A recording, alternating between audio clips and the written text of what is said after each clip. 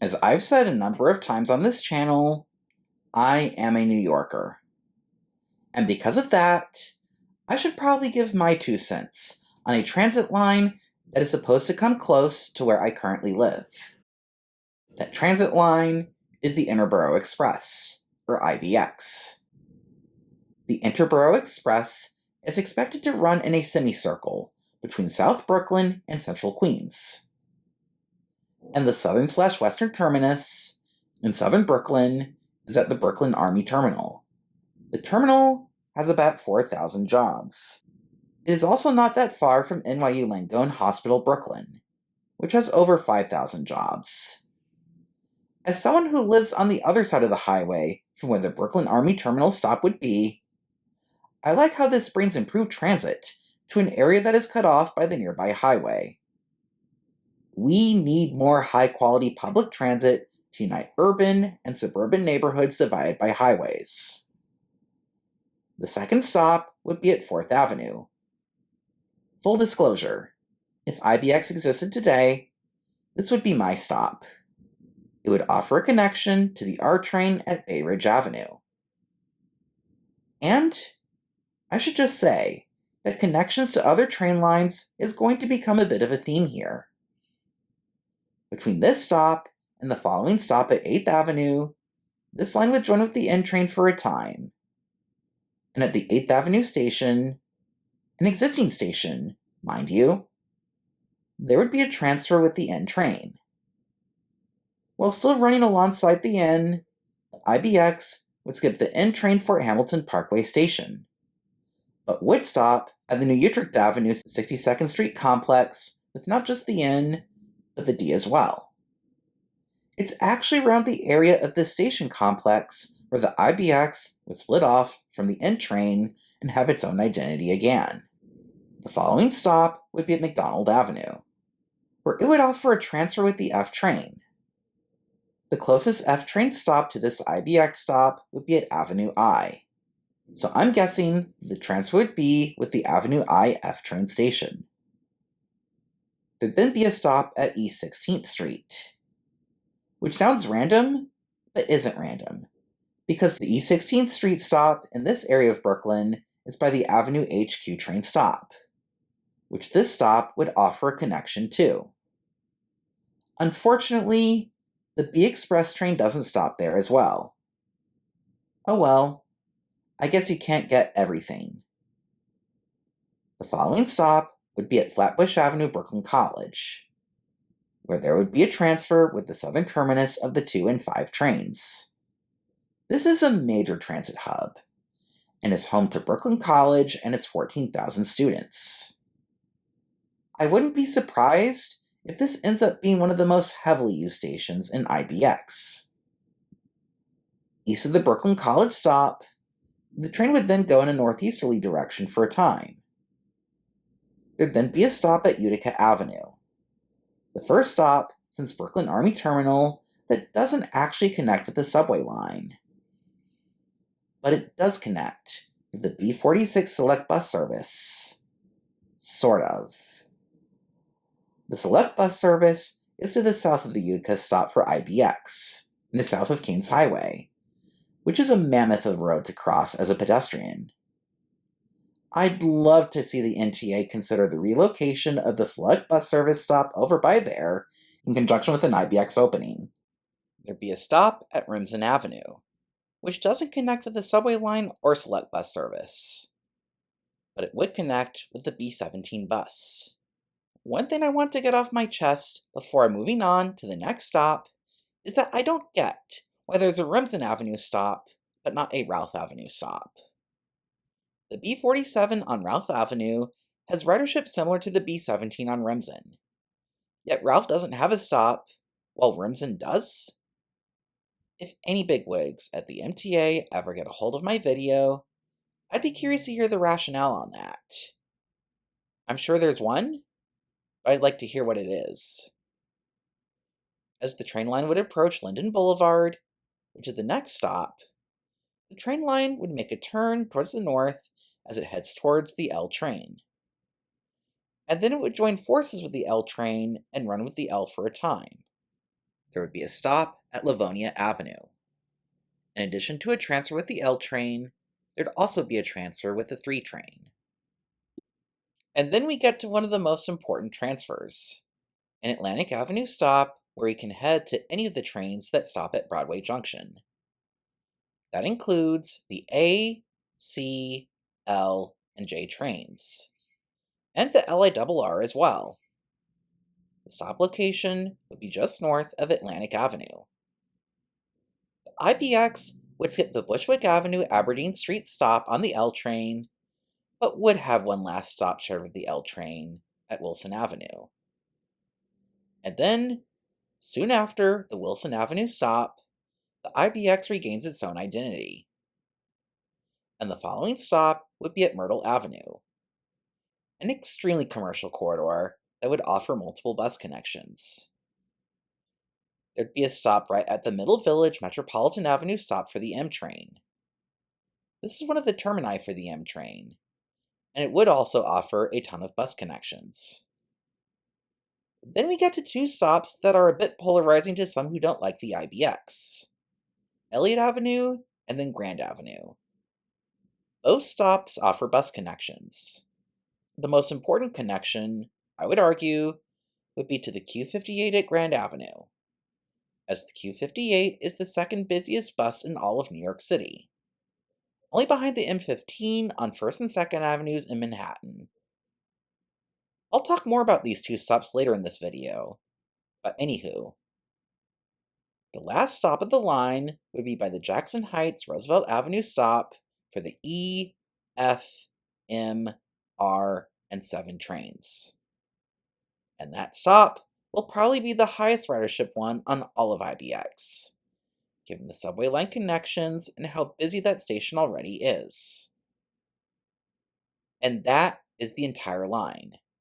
Now to my thoughts on the line. One of the biggest problems with New York's subway system is that it is almost exclusively Manhattan-centric, and for the most part, doesn't even consider commutes that don't involve Manhattan. You know, commutes like the one I have, from the Sunset Park neighborhood of Brooklyn to 2 close friends of mine who live in the Forest Hills neighborhood of Queens. A commute that would be made much easier by IBX. Commutes like the one that I have to my parents' place in South Queens. Another commute that would also be made easier by IBX. And I'm not alone. All the family and friends I've talked with about this line have expressed to me how they'd find IBX personally useful. The fact that this line maximizes transfers to subway routes as well as busy bus routes opens up a ton of possibilities for commuting and commuters, which is just absolutely amazing. Also amazing is that this line would vastly improve transit to a couple of transit deserts, including parts of South Brooklyn and Central Queens. I've often joked to people who live in Maspeth and Queens that they live in the hole in the middle of the subway map. Well, IBX would fill that hole, and I think that will be life-changing for many transit users. Even more amazing is the fact that, since the rail right-of-way is already there, IBX is almost certainly going to come more cheaply on a cost per mile basis than, say, the 2nd Avenue subway extension. Now, despite all the praise I've heaped on this line, there is a critique I have with the line, as well as some items worth thinking about. The critique is the building of this line as light rail rather than heavy rail. I know light rail is cheaper to build than heavy rail, but since this would be the only light rail line in MTA's entire system, building this as light rail runs the risk of really limiting operational flexibility once this is built. And I know how important operational flexibility is. There have been numerous times over the years when I've seen the MTA need to switch out train cars on a particular line due to issues with a particular model of train. The MTA won't have that flexibility with IBX, and I could see that creating major operational issues down the line. Now, I know the MTA has already chosen light rail, meaning that the train has already left the station. Pun possibly intended. But I just need to let some steam out on that front. Now to the areas worth some thought. One of them is with land use. There are some IBX stations where the land use is pretty meh for New York City standards, such as the census tract near the Utica Avenue station, where there's a population density of under 12,000 people per square mile. This is a great number everywhere in the United States outside of New York City, but it's pretty meh for New York City standards. So there are some places that could use some transit-oriented development. Yet, at the same time, such development needs to be done thoughtfully and in ways that don't accelerate gentrification. This is something I think planners need to be extremely sensitive to, especially given that it goes through neighborhoods that could be at risk for that. Those neighborhoods include Brownsville and East New York and Brooklyn. One easy policy recommendation is that I think there needs to be an aggressive campaign to spread the word on two rent increase exemption programs that exist for New Yorkers: the Senior Citizen Rent Increase Exemption Program, or SCREE, and the Disability Rent Increase Exemption Program, or DRE. There are a lot of people not aware of those two programs, and ensuring awareness of both could give vulnerable, longer-time residents a chance of staying in their apartments, even if rental prices around them end up getting jacked up once IBX is built. This wouldn't solve everything, or perhaps even most things, but making people aware that some of them are eligible for SCREE or DRE is a step. The last area worth some thought is a possible future extension to Staten Island. I would like the MTA to at some point look at whether extending the R train to Staten Island or the IBX to Staten Island makes more sense. And if they choose IBX, whether it would make sense to merge IBX with another thing that I hear occasionally talked about, which is the reactivation of the North Shore branch on Staten Island. But I should probably stop imagining transit expansion here and refocus on the subject matter at hand, which is the currently proposed IBX line. Now that I've given my own thoughts on the line, I should, for better or worse, address some of the critiques of IBX, particularly ones that seem to come from neighborhoods like Maspeth and Middle Village in Queens.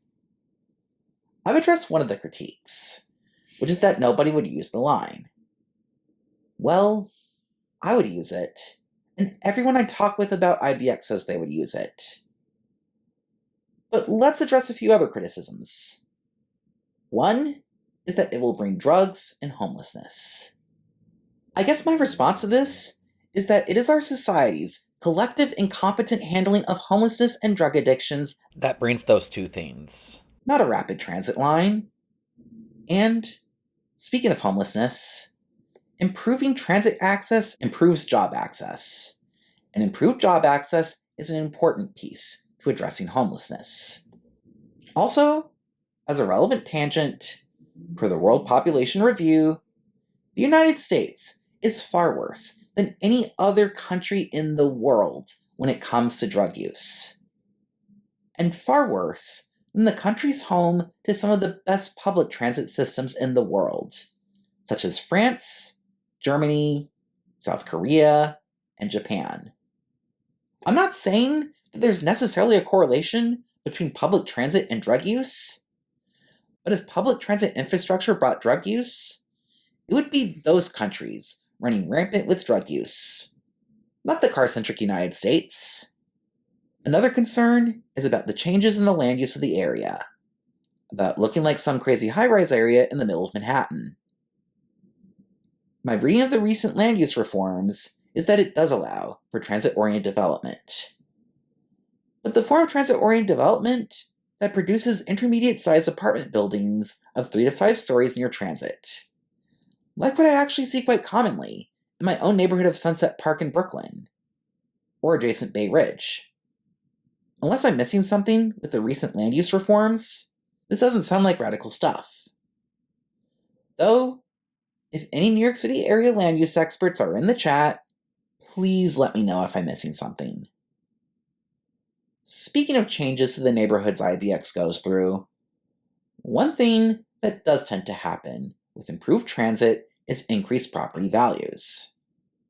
So, if you're a homeowner in a place like Maspeth or Middle Village, and you're skeptical of IBX, I beg you to give it a chance, because there's a great likelihood that you'll make an even bigger profit from you or your loved one selling your home, whenever that is. Last, I want to address noise concerns. And I must say that I managed to sleep 8 hours a night, and even start a YouTube channel at my own bedside apartment, despite hearing the elevated J train and even seeing it pass on by. At least until a new building was built near my apartment. And that's despite the J train on Broadway in Brooklyn not having technology nearly as advanced as what the IBX will use. Needless to say, I'm not worried about noise. I understand the concerns because I was concerned about noise from the J train before I settled into my day-to-day life in my old neighborhood. But the concern ended up being overblown in my own brain. And I wouldn't be surprised if it ends up being overblown with IBX as well. Because of the aforementioned criticisms, there have been pushes by some to just not have stations at Elliott or Grand Avenue. Doing this would be a bad idea from a transit access standpoint, given that it connects with an extremely high ridership Q58. MTA, please don't cave in with these 2 stops. I'm begging you. These are just a few arguments I've heard against IBX, as well as my responses to them. But if you have feedback on IBX, send that feedback to the MTA's IBX email address, which is ibxoutreach@mtacd.org. Once again, ibxoutreach@mtacd.org. As you can tell, I am super supportive of IBX, and I'm excited to eventually see this become a reality. But if you have any thoughts on IBX, let me know in the comment section below. Make sure to also leave a like and subscribe to my channel for more content on imagining better mass transit in the United States. Thank you, and have a good day.